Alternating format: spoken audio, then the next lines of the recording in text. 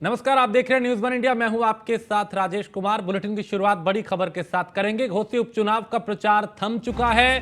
5 सितंबर को अब यहां पे वोटिंग होगी और 8 सितंबर को नतीजे आएंगे। 6 राज्यों की 7 विधानसभा सीटों पर उपचुनाव है। त्रिपुरा में 2 सीट और केरल, झारखंड, पश्चिम बंगाल में 1-1 सीट पर चुनाव होना है। उत्तर प्रदेश और उत्तराखंड में 1-1 सीट पर उपचुनाव है। उसमें उत्तर प्रदेश की घोसी में बीजेपी और समाजवादी पार्टी के बीच कांटे की टक्कर है।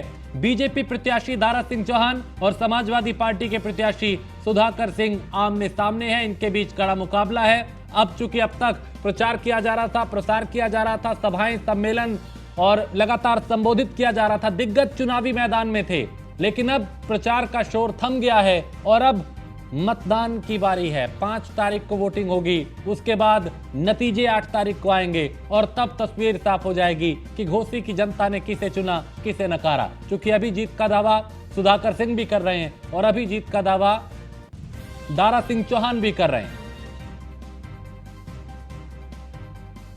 तो उपचुनाव का प्रचार थम चुका है और उत्तर प्रदेश और उत्तराखंड में 1-1 सीट पर उपचुनाव है। उत्तराखंड की बागेश्वर सीट और उत्तर प्रदेश की घोसी सीट, जहां पे उपचुनाव होना है। और चुनाव से पहले दिग्गज मैदान में दिखे, सभाएं करते, सम्मेलन करते, समीक्षाएं करते, संबोधित करते।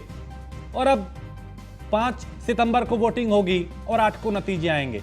उस दिन तस्वीर साफ हो जाएगी कि जनता किसके साथ गई और किसके खिलाफ गई। चूंकि नतीजों से पहले दावे सबके अपने अपने हैं, चाहे सुधाकर सिंह हो या फिर दारा सिंह चौहान।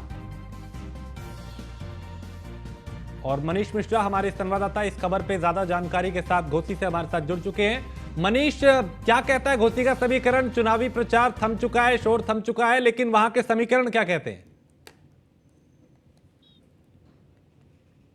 मनीष, आप सुन पा रहे हैं मुझे?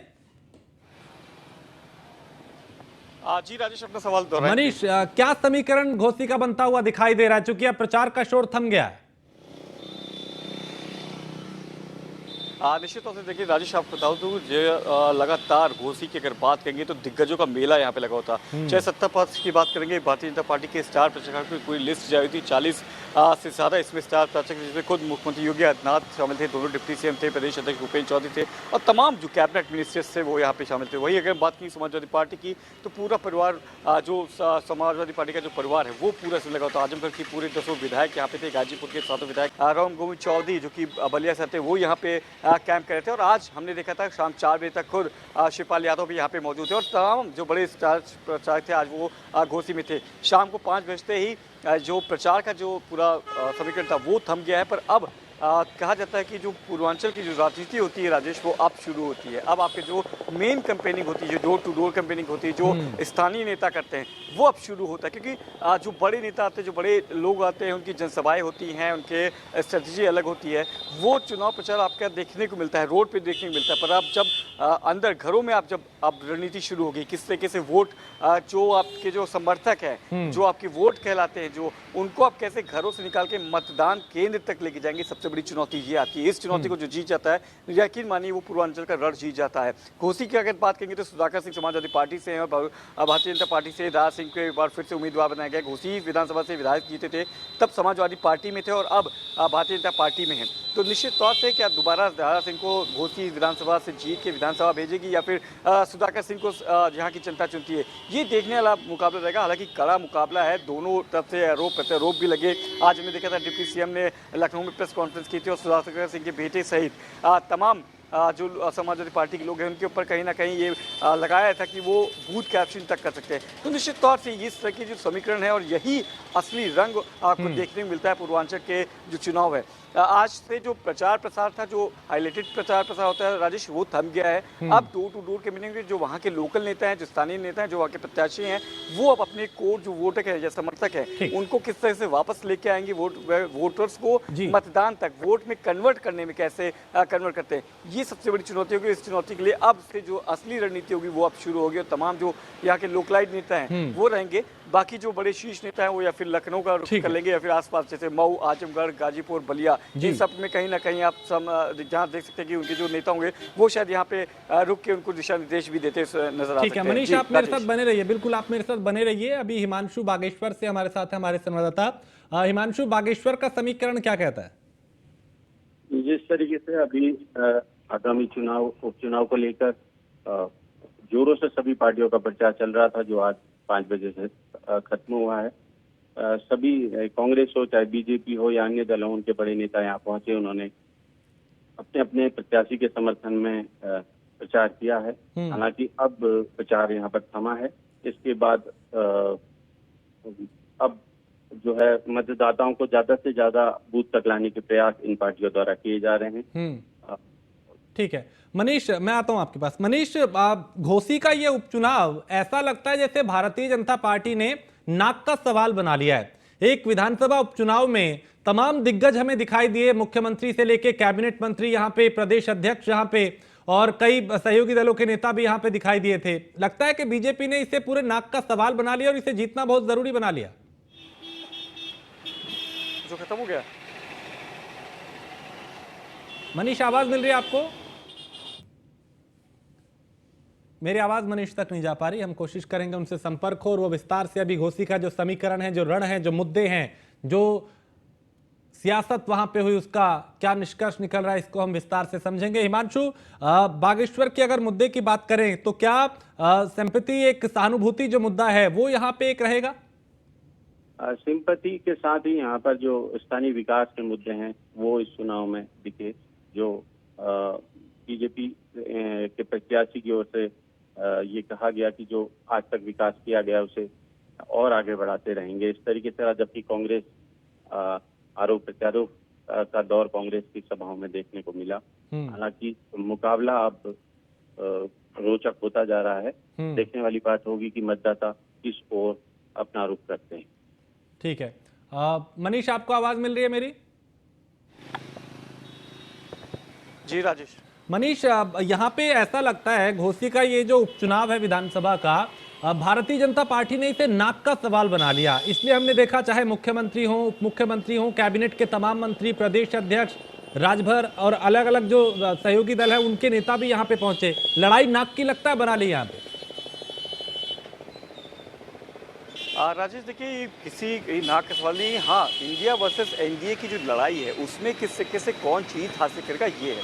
इसमें दो बहुत मुख्य चीज़ें आती हैं। दारा सिंह चौहान का राजनीतिक करियर जिस तरीके से उन्होंने अभी यहाँ पे स्विच किया है, वो अगर जीतते हैं तो उनका किस तरह से रखा जाएगा। और साथ ही साथ राजभर, ओम प्रकाश राजभर की राजनीति में पूर्वांचल में किस दिशा में जाएगी ये तय करने वाला जरूर ये चुनाव होगा। वो घोसी का उपचुनाव है। और अगर भारतीय जनता पार्टी की बात करते हैं तो भारतीय जनता पार्टी छोटे से छोटे चुनाव को आप देखेंगे तो पूरी टीम के साथ, पूरी दमखम के साथ लड़ती है।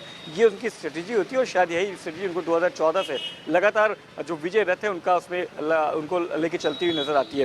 क्योंकि देखा गया था घोसी का उपचुनाव था, पूर्वांचल में आप चुनाव हो रहा है। 2022 का जो चुनाव हुआ था, अगर आप राजेश पिछले जाएंगे 2022 में चुनाव जाएंगे तो ये जो एरिया था, ये जो बेल्ट था, इसमें मधुबन छोड़ के बाकी सब चाहे आजमगढ़ की बात करेंगे, चाहे गाजीपुर की बात करेंगे, चाहे मऊ सदर की और घोसी की बात करेंगे, तो ये समाजवादी पार्टी के और उनके सहयोगी दल में था। तो कहीं ना कहीं निराशा जरूर थी। और घोसी में अगर उपचुनाव जीतते हैं, ये जीतते हैं, बड़ा चुनाव माना जा रहा है, तो निश्चित तौर से जो भी ये चुनाव जीतेगा 2024 के लिए, उसके लिए कहीं ना कहीं साफ संदेश देता हुआ नजर आएगा। अगर बीजेपी जीतती है तो निश्चित तौर से जो मायूसी थी कि 2022 में आपने पूर्वांचल में कमल नहीं खेल पाए थे आपके कई जिलों में, अगर घोसी से आता है तो निश्चित तौर से आपके आसपास के जिलों में गाजीपुर, आजमगढ़, बलिया, देवरिया और आपका बनारस, इन जो चंदौली जो एरिया हैं आसपास के, इन सब एरिया में इसका ज़रूर इफेक्ट पड़ेगा और वो देखने को मिलेगा। अगर समाजवादी पार्टी जीतती है तो वो उसको रिटेन करती है, अपनी जीत को रिटेन करती है। क्योंकि घोसी का जो चुनाव जीता था दारा सिंह ने बतौर समाजवादी पार्टी के कैंडिडेट, बतौर समाजवादी पार्टी के विधायक उन्होंने ये चुनाव जीता था। तो निश्चित तौर से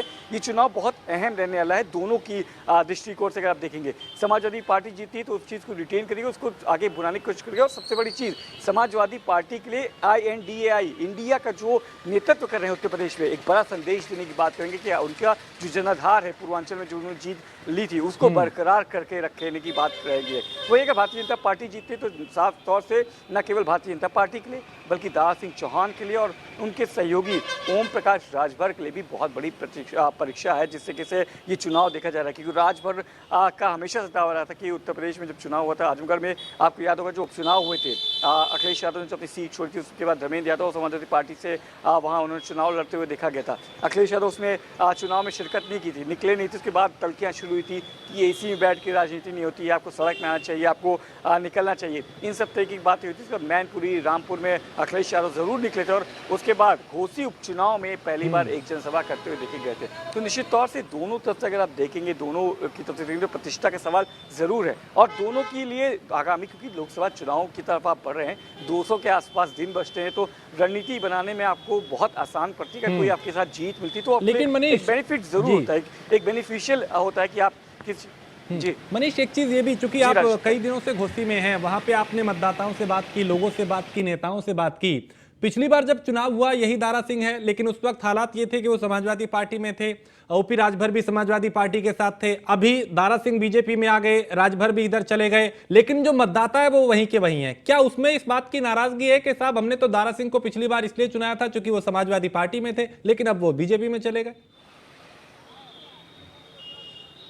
देखिए, निश्चित तौर से ये किसी भी आप चुनाव के दृष्टिकोण से देखेंगे, किसी भी जिले में अगर आप देखेंगे या किसी राज्य में देखेंगे, वहाँ जहाँ उपचुनाव होता है और उपचुनाव किसी की कंडोलेंस के बाद होता है तो उसको बहुत अलग से देखा जाता है, पर किसी की सीट खाली करके या फिर किसी की पार्टी छोड़ के दूसरी पार्टी में जाते हैं, उसका जो दंश देते हैं। 16 महीने मात्र हुए हैं, जब 16 महीने बाद घोसी जो है वो आपका चुनाव में आता है, तो कहीं ना कहीं अगर आपका जो प्रत्याशी था वो 16 महीने अगर काम किया होता है या काम कर रहा होता है या काम नहीं किया है, उसका जो फीडबैक आएगा वो जरूर आएगा। साथ ही साथ एक उपचुनाव का दंश जो होता है वो 16 महीने आपको पीछे ले जाता है। आप कोई भी जिला होगा, अगर वहाँ पे अगर उपचुनाव होता है तो उस उपचुनाव की जो पहले की जितनी काम होते हैं वो कहीं ना कहीं आपको पीछे ढकेलते हुए नजर जरूर आते हैं। हालांकि विकास की बात हो रही, मुद्दे की बात हो रही, पर उत्तर प्रदेश का हमेशा से जो समीकरण रहता है वो राजनीति रहता है कि आपको जाति समीकरण, आपको क्षेत्रीय समीकरण बहुत ज़्यादा यहाँ पे इम्पोर्टेंट रहता है, रोल प्ले करता है। और इस बार का चुनाव भी आप यकीन मानिए राजेश, मैं यहाँ पे घोसी में हूँ, मैंने कई गाँवों में संपर्क किए, कई लोगों से बात की थी, तो कहीं ना कहीं उनको आप जरूर देखने को मिलेगा कि आपके जो चुनाव थे, जो चुनाव की रणनीतियाँ थी, वो आप चाहे जितनी मुद्दों की बात कीजिए, विकास की बात करिए, हमने चौपाल में भी अपने दिखाया कि आप कितने भी मुद्दों की बात करते हैं, कितने भी लोगों से बात करते हैं, आप विकास और मुद्दों को कहीं दरकिनार रखते हैं और आपकी बात आपकी वहीं पे आके अटकती है कि आप किस तरीके से जो रणनीति बनाई जाती है वो जातीय समीकरण और क्षेत्रीय समीकरण को लेके बनाई जाती है, उसको लेके कहीं ना कहीं एक अलग सी रणनीति होती है। उस रणनीति के तहत जो काम करेगा उसको जरूर निश्चित तौर पर जीत मिलेगा। और बात करेंगे हम समाजवादी पार्टी के तब के सहयोगी राजभर के और इस समय भारतीय जनता पार्टी के सहयोगी राजभर की, राजभर के लिए बहुत बड़ी परीक्षा है। आज सुबह भी हमने उनसे बात की थी, हालांकि उनका कहना है कि वो 16 तारीख को जब नामांकन किया था दारा सिंह चौहान ने तभी जीत गए थे, पर ये जीत असल मायने में किसकी होगी ये आप 8 तारीख के पहले अनुमान नहीं लगा सकते। हालांकि वोटिंग परसेंटेज पे जरूर देखने को मिलेगा। और यहाँ के अगर जातीय समीकरण को देखेंगे राजेश, तो 75,000 के आसपास का मुस्लिम चेहरा आता है, 40,000 कैंडिडेट्स जो है वो यादव के आते हैं, राजभर की अच्छी खासी यहाँ पे बेल्ट है, करीब 55-60,000 के आसपास राजभर आते हैं, चौहान की 35-40 हज़ार वोट बैंक है, निषाद के। तो निश्चित तौर से एनडीए के जो सहयोगी दल हैं वो अपने आप को जरूर प्लस मान के चले, पर क्या वोट परसेंटेज जो आपके जो सहयोगी हैं या फिर आपका जो जातीय समीकरण है वो क्या वोट में कन्वर्ट होगा, ये सबसे बड़ी चुनौती रहेगी। जो इस समीकरण के साथ अपने जो सपोर्टर्स हैं उनको वोटर्स में कन्वर्ट कर लेंगे, अगर वोट में कन्वर्ट कर लेंगे तो निश्चित तौर से उसके लिए जीत आसान होगी और जीत बड़ी मायने भी रखेगी, क्योंकि घोसी उपचुनाव पूर्वांचल का एक चुनाव है जो कि आगे समय में 2024 में पूर्वांचल की जरूर दिशा और दिशा तय करने वाला होगा। राजेश, तो ऐसे में यहाँ किसी मुद्दे का भी जिक्र मनीष होता हुआ दिखाई दिया या फिर योगी बनाम अखिलेश, एनडीए बनाम इंडिया का ही जिक्र होता हुआ पूरे चुनाव में दिखाई दे रहा है?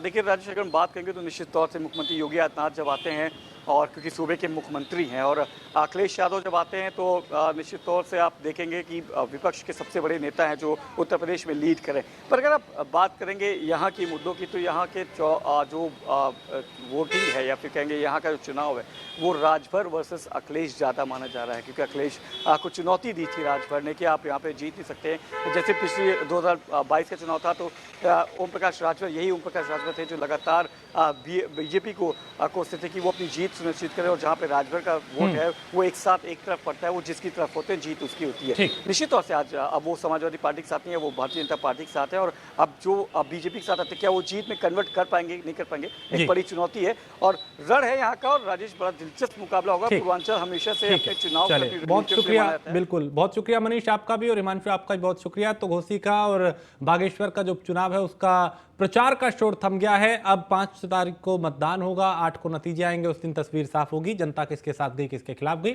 यहाँ एक ब्रेक के लिए रुकेंगे, ब्रेक के उस पार कुछ और खबरें। खबर सिद्धार्थनगर से है, जहां सीएमओ अधिकारी कार्यालय से रिश्वत मांगने का वायरल वीडियो का मामला है, जिसमें सीएमओ बीके अग्रवाल ने लिखा कि एसपी सिद्धार्थनगर को शिकायती पत्र लिखा है और 2 अधीनस्थों डिप्टी सीएम के खिलाफ लिखित शिकायत की है। डॉक्टर MM त्रिपाठी और डॉक्टर BN चतुर्वेदी के खिलाफ शिकायत की गई है। पुलिस विभाग से की जांच कर कार्रवाई की मांग और खुद को बताया निर्दोष।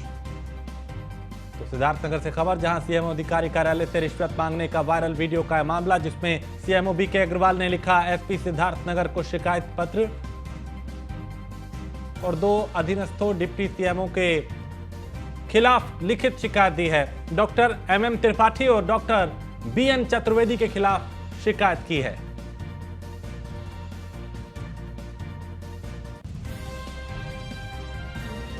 तो एक वीडियो वायरल हो रहा था जिसमें रिश्वतखोरी की बात की जा रही थी, पैसों के लेन देन का उसमें बात हो रही थी, घूसखोरी की बात हो रही थी, और अब इसका जो मामला है वो जिन पे आरोप था उन्होंने अपने अधीनस्थ 2 सीएमओ पे इसका आरोप लगाया है। और गाजियाबाद के मुरादनगर में उप मुख्यमंत्री ब्रजेश पाठक ने योगी सरकार की उपलब्धियां गिनवाई। इस दौरान उन्होंने लाभार्थियों को आयुष्मान कार्ड बांटे, वहीं 4 करोड़ रुपयों की लागत से निर्मित 7 योजनाओं का लोकार्पण भी किया।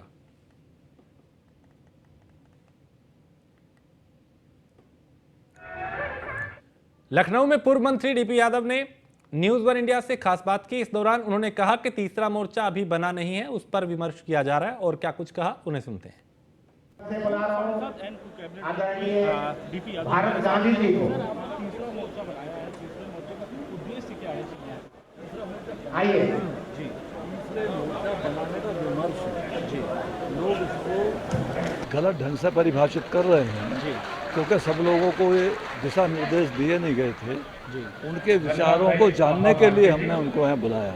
अब हर आदमी अपने विचार बोलने में स्वतंत्र है और देश का संविधान भी है, इसलिए तीसरा मोर्चा बना नहीं है। तीसरा मोर्चा बनाने के लिए विमर्श है। विमर्श के बाद हम आपको बुला करके जानकारी देंगे कि ये मोर्चा किस तरीके से बनाएगा, किस दिशा में जाएगा, क्या इसका सोच है, क्या इसकी नीतियाँ होंगी, क्या उद्देश्य होने वाला है आने वाले समय में। उद्देश्य होने वाला है कि जो देश का पिछड़ा वर्ग समुदाय है, जो देश का अनुसूचित जाति जनजाति है, जो अल्पसंख्यक वर्ग है और जो वंचित वर्ग है, सबसे बड़ी लड़ाई उस वंचित वर्ग की है, चाहे किसी भी जाति किसी भी धर्म का है, कि उसको आज़ादी के बाद क्या मिला है और क्या नहीं मिला है, उसका अधिकार कहाँ है जो संविधान ने उसको दिया है, उस अधिकार का क्या होगा, कैसे होगा, इन तमाम बातों को लेकर के ये विमर्श जारी है। विमर्श के बाद करीबन 1 या 1.5 महीने बाद आप लोगों को बैठ के हम तफसील में बता पाएंगे कि तीसरे मोर्चे की परिभाषा क्या है। अच्छा, आप लोगों ने मुलायम सिंह के साथ अच्छा काम किया, अच्छे साथ रहे हैं,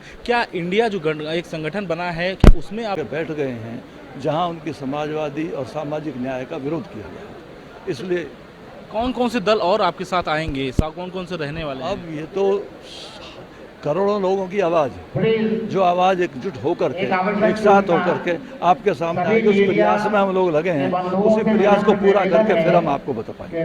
तो ये थे हमारे साथ में डीपी जो पूर्व सांसद, जिनका साफ तौर पे कहना है कि तीसरे मोर्चे को अपने विमर्श बनाने की स्थिति में है, लेकिन आने वाले समय में जिस तरीके से पार्टी को आगे बढ़ाना है और लोकसभा के चुनाव देखते हुए नए गठन का करना पड़ रहा है। इसके साथ ही साथ में मुलायम सिंह की जो विचार विमर्श थे उससे आज समाजवादी पार्टी जो है अलग होती नजर आ रही है। कैमरामैन राम के साथ मैं संदीप मिश्रा, न्यूज़ 1 इंडिया।